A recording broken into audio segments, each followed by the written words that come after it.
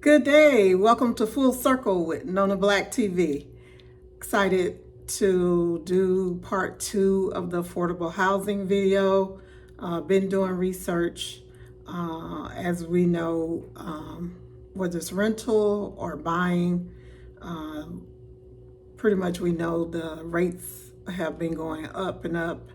The prices, there's high demand, so there's a lot of push on the market, and the housing prices have been steadily increasing. In some areas, it's starting to cool, which is good. So that the prices that had been going up exponentially are tending to feel the pressure of pushing so many buyers out of the market, making it unaffordable to rent. Florida is one of the states where it's considered getting to the point of being affordability in the state of Florida. As you know, a lot of the things, and I'll kind of give you some websites to go and check for yourself, because a lot of it you have to drill down into locally, what the rates are in your area, what the rates are. A couple places to go if you're trying to buy a home. You can go to the US.gov website and search for what they have for housing. They have like some part for rental assistance, but you have to drill down into your area to determine what actually is available for you and what options, or the FHA website for homes to drill down into how many houses they have. They have them in some areas. The Orlando market and surrounding area, as I say, the demand is still really high, so there's not much inventory open. And there's a lot of construction still going on, but as it's going up, it's fastly being bought or purchased or rented. So I'm going to get into a little bit of what some of the stuff research I found on the U.S. Department of HUD, Housing Urban Development. They consider area or people to be rent burdened if they spend more than 30% of their annual income towards rent or mortgage. And that is with the housing area in the state of Florida. And then I looked up the average median income. It was saying it was over 67,000. Median high end over 80,000. But in actuality, the majority of people live below that. And if you're below that, say average 50,000 or whatever, then what the rates are, you would be spending more than the 30%, which would make your income rent burden. And that is a lot of why people are not feeling the effects of what they call in Biden economics. Yes, passed the CHIPS Act, which is bringing back jobs in manufacturing. Yes, they passed the infrastructure bill, which is bringing jobs and things to the area across the United States. And yes, the Reduction Act did bring down, it is causing the budget to be brought down significantly, the largest reduction in the history of the United States. So that is quite a bit. That is quite a bit because it clawed back a lot of the tax breaks that Trump did, infrastructure, Inflation Reduction Act. So there have been true bills passed, signed into law, going into effect. Of course, they finally passed the part where they're able to negotiate prices for prescription drugs, and I can even see that in prescriptions that I take that were usually I would have to pay more, hundreds of dollars. When I got my last prescription renewed, I was able to get 2 prescriptions renewed for a little about $70, where it had took hundreds of dollars to build a prescription. So it's already starting into market. It's not fully done. So that is a help. But I think why the majority of America is not feeling like that, the economics of their everyday day-to-day life. Gas prices are still continuing to go up, then they go down, then they go back up. So that is impacting. Groceries are just going up and up and up. Or so that is impacting. Or you have a few things come down, but there's still more things going up. So that is putting a squeeze on budgets and finances. And then the renting and the mortgage, is the main thing. And because it's so much, it's the bulk of most people overhead.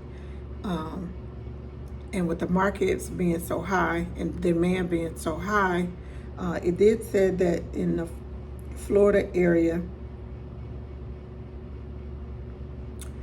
from 2021, it started in 2020, a little bit before that for Florida, and outside of Florida, the rates may have started even earlier going up. And on the past video, if you want to go back and research that it told you like the top 10 states for rental increase prices and stuff like that. But it was saying from 2021, like rental rates rose over 25% through the year. And then from year to date, from the beginning of January 2023 to January 23 to July 2023, the increase cooled down to 0.8%. And I believe that specifically is why, because they're pricing so many people out of the ability to afford that, people are, trying to come up with other options. People are staying in hotels. People are staying in shelters longer, just because it's unsustainable with the prices. And so with the push on the market, there's the old times. I'm not sure you can very rarely find it now. Like a long time ago, apartment complexes would okay, 1 month free and then something. You very rarely can find that, if at all.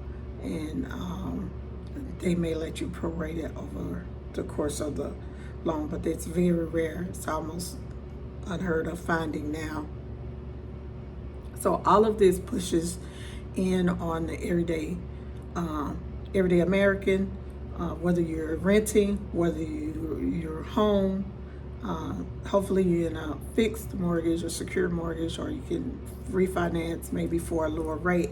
But just the prices of your overhead and income. And then there was some other things I'm gonna get into, which is what's making Florida housing affordability almost unaffordable. But I do believe in the push in the market, even though I think the demand will stay high, that eventually the Fed will start raising the rate, and so the interest rates can come down. Because when I did research the rates, I saw as low as 6.8%, high as 8.125%, and some may be higher than that. Those are just the ones that I did come across, and that's a substantial amount added to the monthly mortgage of a home. And I'll just give you three of the top things that they were saying that was causing making housing more unaffordable in the state of Florida. And it's some of this can apply to some of the other states, but definitely for Florida. In the pandemic, it was a popular boom for people to move to the state of Florida because when you're staying in your home, people were trying to move to better climates, trying to move to places that had, a little bit more open spaces, and the cost. They also wanted to come to the state because Florida has no state tax, and a lot of other states do have state tax, but Florida has no state tax, so that make the state popular for that. And it back then it was a little bit cheaper cost to live, which of course has changed as demand has come and has frenzied housing market. The prices soared over 50%. But like I said, in recent months, in 2023, in just the last few months, maybe 2 to 3 months, and I've noticed that in just looking and shopping for home and the prices, that the prices of housing are starting to come down some. Number two push on the market was mortgage rates and insurance premiums. Is becoming a burden to get your home insured. So the rates for the mortgage insurance, of course, is higher, and it's been going steadily higher. The Fed has been pushing it higher almost every time they meet. So that is putting more pressure on the market and on what the monthly rate would be. So that has been affecting people as well. And the insurance premiums have been going up. And then it's harder to get insured because a lot of insurers are fleeing the state of Florida, not just Florida, but some of the other states. And the third thing was it stretched insurance regulators. So if insurance companies want to increase for insuring homes, and I'm not sure about rental insurance, but I think they may have to go through it as well. But they have to go through the state and put in requests to increase the rate on insurers. And that was put in effect, law in effect, so that insurers wouldn't be price gouged. And at this time, the state doesn't have as many regulators. They're now able to keep up with demand of the insurance companies trying to increase the rates and the amount of increase that they are requesting. So all of that is pushing on the market. Another thing I found out, which I didn't realize this was happening in the state of Florida, is they are also closing the mobile home parks. They're not giving new permits to open new sections. So people who may have fallen into that part where they can't quite afford the higher rent, they might can't afford the mortgage or what was needed for that, who may have slid into that slot of being in mobile homes. Now, the ones that are already here are, they're already here, they're already in. But even a lot of those, they are, because there's so much demand for actual physical housing, they're not allowing new mobile home places to be permitted in. From what I could read and understand. So that has a lot to do with it, as well as affordability and how it is impacting people. So there was a lot. It took a little time, and I wanted to take my time before I did come back with part two, because I really wanted to give more detailed okay, what can we do? What can you do? Where can you go? And I did that. Please, if you haven't seen Affordable Housing Part 1 Affordable Housing, go back and see that video, because it does have where I gave out, you know, some details or how the government is spending money. That was actually set aside, and it was set aside for each state. Some states got more than others to help with affordable housing.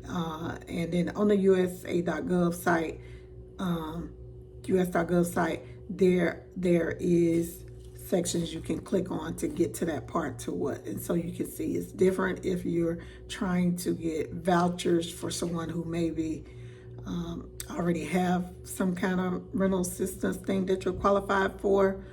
They have it also for housing, but like I say, it really details down into where you stay, into your city, into your state. So you would have to research. You can go onto those sites. It doesn't cost anything to go on there and research and drill down into your area. Also went on to the thing, I think I told you about a site where I found, you know, where it's like FHA properties, or properties that they foreclosed on or returned, and they're taking over, doing whatever they're doing to them to resell them. The demand is so high in the Orlando area and surrounding area. There were 0 homes available. And then I was researching another time, and then I did find some inventory. They did have inventory in different other parts of the Florida, but they didn't have in the Orlando surrounding area.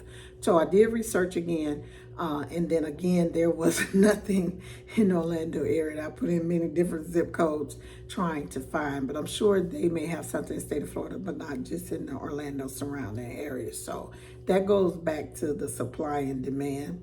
So you have the USA.gov site, you have the HUD, Housing and Urban Development site you can go to as well. They have programs, and you can research in there to see if there's drill down to see if there's anything you can qualify or that may assist you. And they have things for renting, and then they have things for housing, of course, the first time buyers program. Also on the home ownership, okay, that was one of the things. They had the home ownership vouchers for first time home buyers. They do have that, and it said something about being already qualified apart, so you would have to drill down into that to find out. So in my understanding, from what I read of it, is that if you've already pre-qualified and on some type of voucher or rental assistance program, you already have a leg up as far as getting a voucher if you're trying to actually buy a home. So that was good to know if people need. Of course, the thing on HUD, the FHA.gov, and it has on there the actual rates, your credit scores, how they affect you, how much it will be for your down payment, you know, whether you have to put down 3% or 10%. So all of that. And then I know in the local areas, researching Orlando, they did have a first time home buyers program. I'm looking into that to see, to go and take a new class on that, because that's something I just want to do, because they're looking for affordable home. And as I said, the rates that this is the difference I wanted to show you about the rates. When I was researching the current rates and the mortgage rates, and it was saying some of the average median was 7.24%. As I told you earlier, the lowest I found in some lending places was 6.8. So the median, though, is closer to 7.24. And on average, if you have that percent, I think I did it on like a 300K home, or between 300 or K home, 1,000 home, the price is, my average mortgage is $2,147 a month. And so that's just the mortgage. I don't believe that includes your actual insurance premium. It may include the tax, but I don't think that includes your insurance, your homeowner's insurance, or if you have to pay a hazard insurance. So that could be in addition to that. So Approximately 2 bedroom, 2 baths are going for that 2147 or rentals. So if you're able to afford that, or you maybe could get something a little bit less, maybe.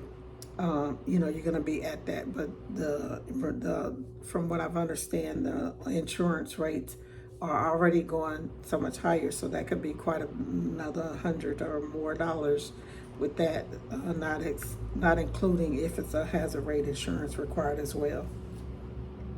And that was every night. And I saw as high as 8.125%. So you can calculate it yourself. I really just look at fixed rate. They had a 10-year one arm, and I'm just not a person who believes in doing adjustable rates when you're trying to buy a home, because you want to know what your actual mortgage is going to be monthly. You don't want to be fluctuating, and you might have a low rate for a year or two, then it exponentially change, and a lot of people can lose their houses that way. People do it different ways, and you have to do what's best for you and your family.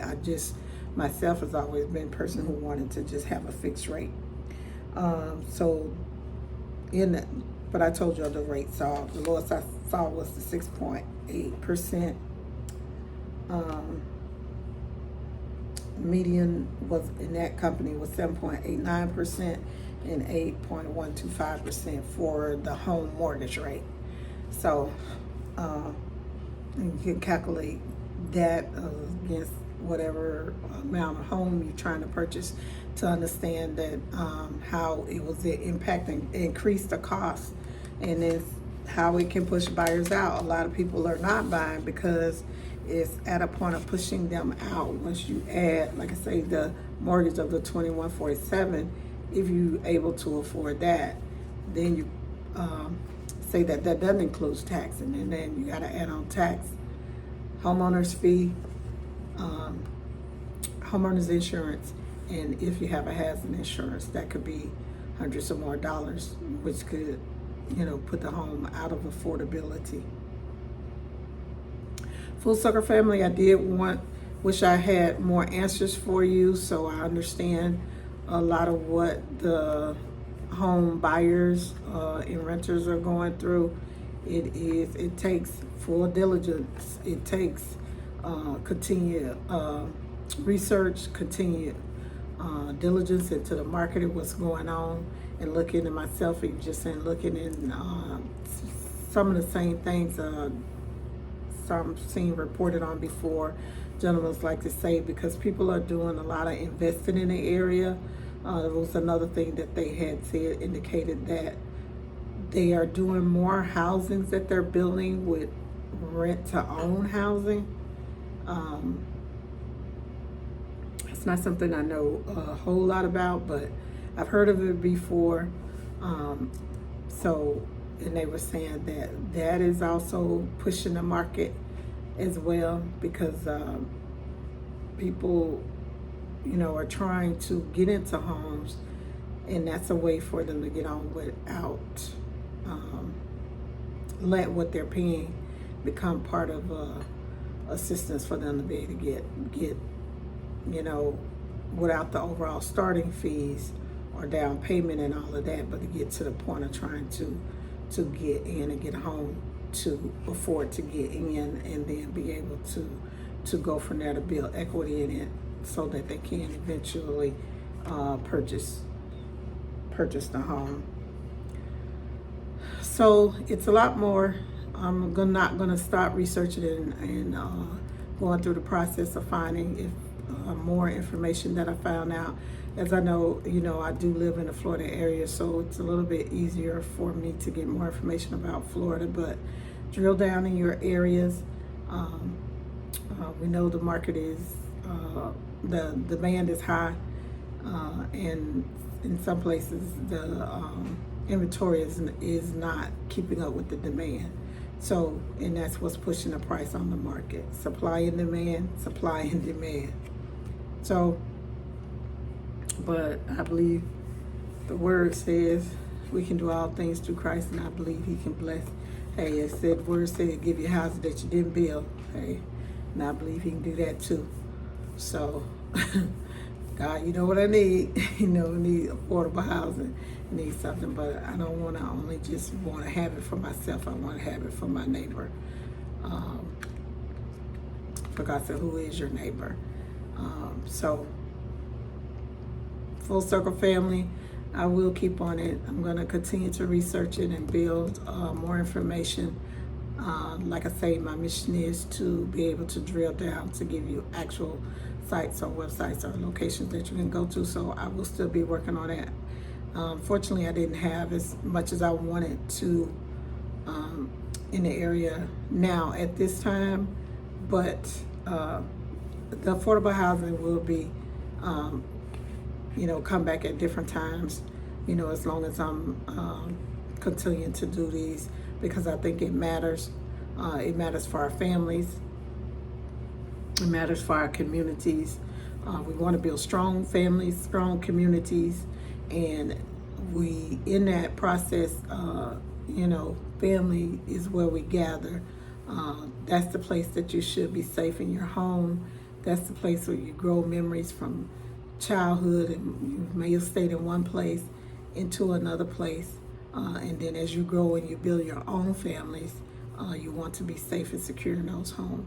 So it will be something I'll visit again. Hey, if you know about something or a program, like, hey, I heard about this program, let me know. I'll go research it and do whatever I can to find out the information and be willing to share with the Full Circle family.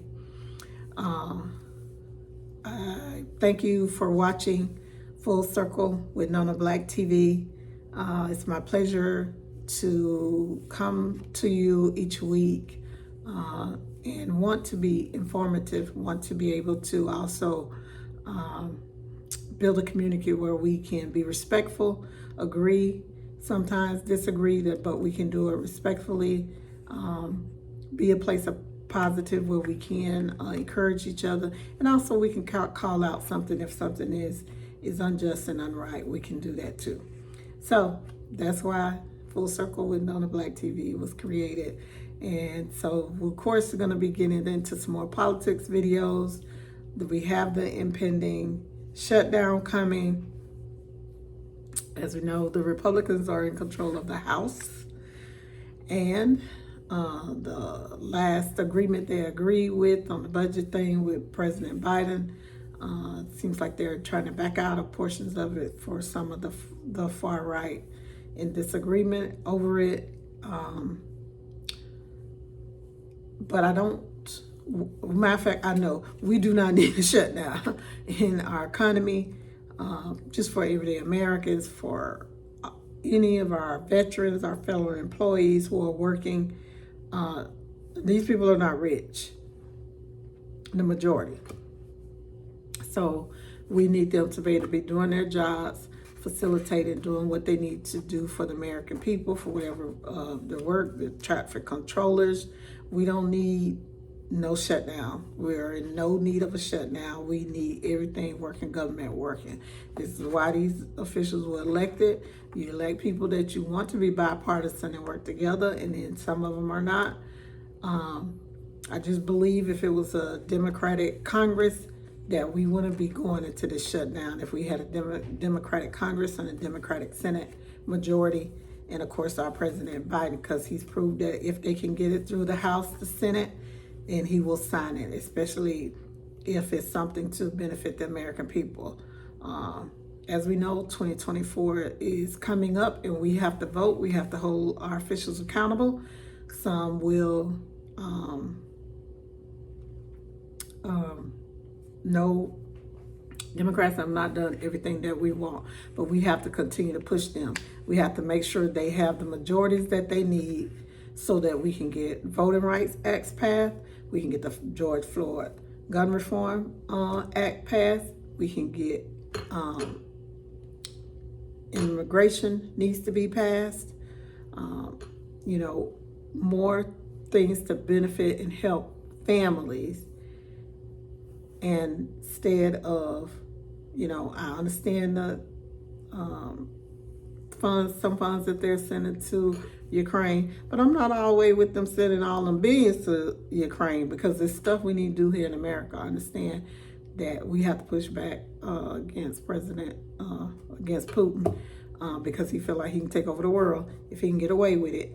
But there's stuff we also need here in America. So we also have to, demand of our politicians, people who we vote for, but we also have to be realistic about making sure we've done our part. We can't say, oh, well, they didn't do this, or they didn't do this, and they didn't do that.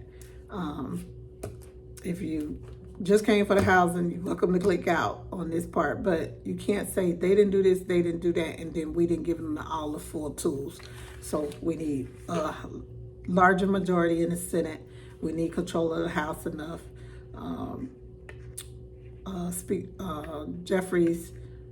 Representative Jeffries, I believe he will be an excellent speaker if we're in control of the House again, and I believe he will be able to work with his caucus, push for things that are first and forefront in the minds of the American people, to work to benefit us all, not just some here or there, but all.